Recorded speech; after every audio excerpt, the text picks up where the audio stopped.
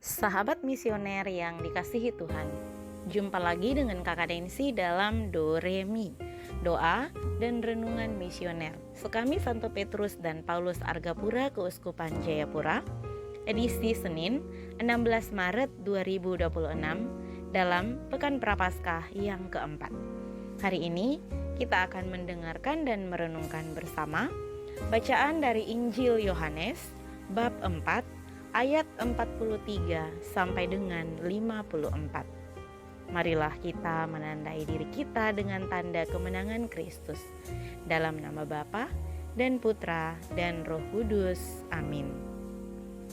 Allah, Bapa kami yang Maha Kasih, kami tahu Engkau selalu hadir dalam diri kami. Bantulah kami untuk selalu rendah hati, datang kepadamu, terbuka dan menanggapi sabdamu yang akan menyembuhkan segala luka. Bukalah akal budi hati pikiran kami, sehingga kami dapat memahami firman-Mu dan kami dapat melakukannya dalam kehidupan kami. Demi Kristus Tuhan dan pengantara kami. Amin.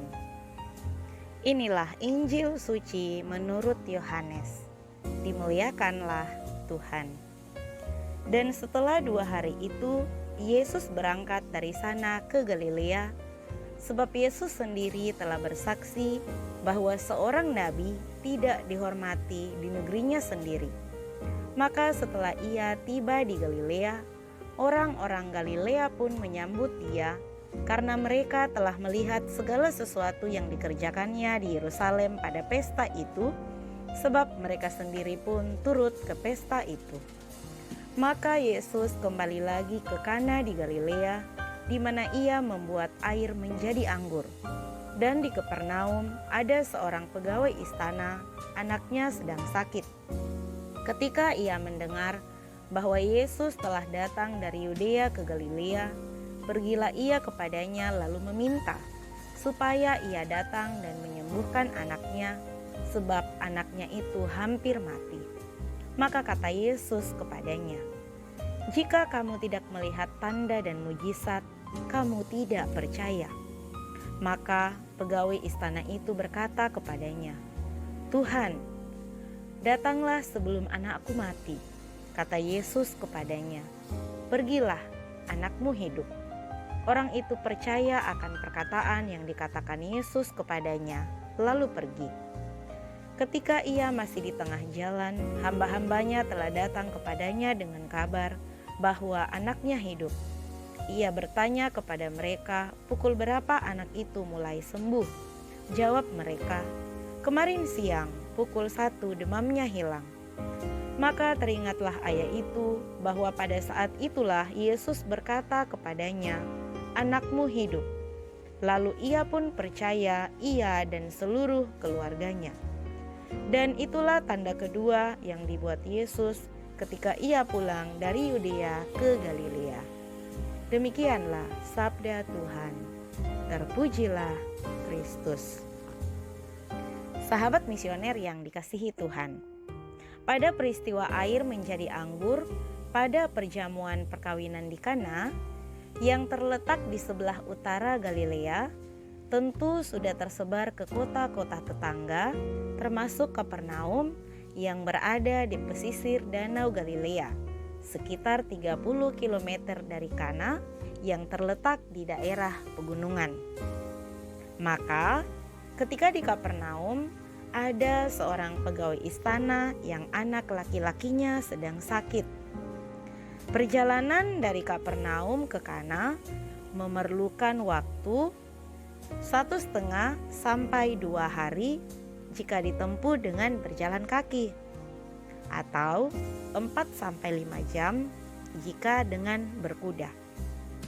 Sahabat misioner yang dikasihi Tuhan, pegawai istana itu menempuh perjalanan panjang demi kesembuhan anaknya. Dia rela menempuh perjalanan yang panjang itu untuk bisa memohon kepada Yesus agar Yesus datang ke Kapernaum untuk mengunjungi anaknya sebelum anaknya mati. Dia datang dengan penuh kerendahan hati. dia mengucapkan, "Datanglah." Dia mengucapkan kata "datanglah" menjadi permohonan penuh harapan supaya Yesus mengabulkan permintaannya.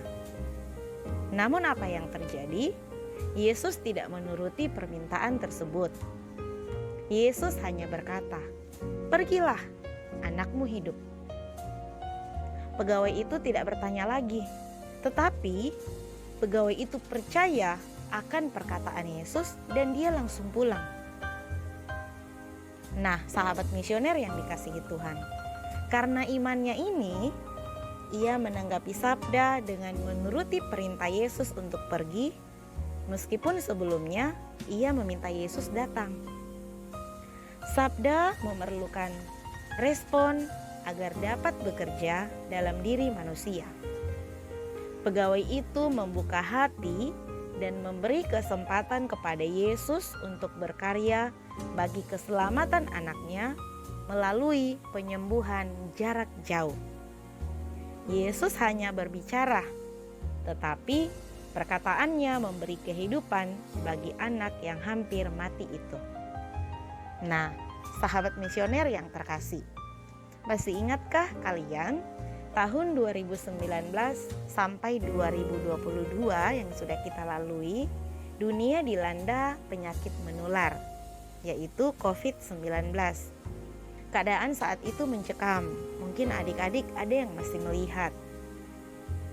Setiap hari banyak orang, bahkan sampai ratusan orang meninggal. Di kota Jayapura hampir setiap hari kita mendengar ambulans membawa orang meninggal lewat di depan rumah.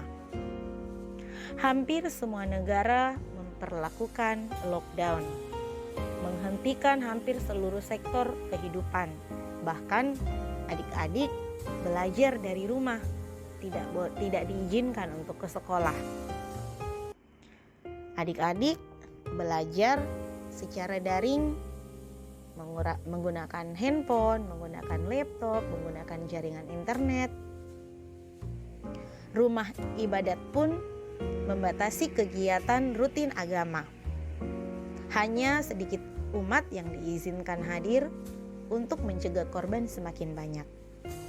Nah, sahabat misioner yang terkasih, akhirnya gereja saat itu mengambil keputusan untuk menayangkan misa secara daring atau secara online.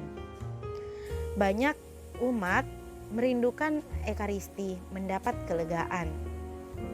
Umat terharu, bahkan menangis ketika mendengar sabda Tuhan yang menyejukkan hati.